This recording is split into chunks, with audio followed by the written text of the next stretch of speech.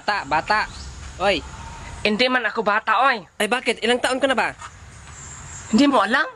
2024 naman ngayon. Ay hindi, yung edad mo man. Pwede ka bang tanungin kahit isang question lang? Okay. Saan ka pupunta? Sabi mo isang question. Ay hindi yun. Ito yung question ko. Ngayon ka ba na iwalay yung Mindanao sa Pilipinas? Ano, ihiwalay ang Mindanao sa Pilipinas? Oo. Di man na pwede, delikado man yan. Paano mo sabi? For example, ito yung Mindanao, tapos ito yung Bisaya at Luzon.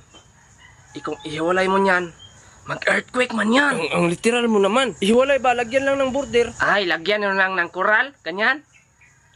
Hindi pa rin pwede yan kasi paano kung yung Visayas at Luzon sakupin ng mga alien galing sa mga laing solar system.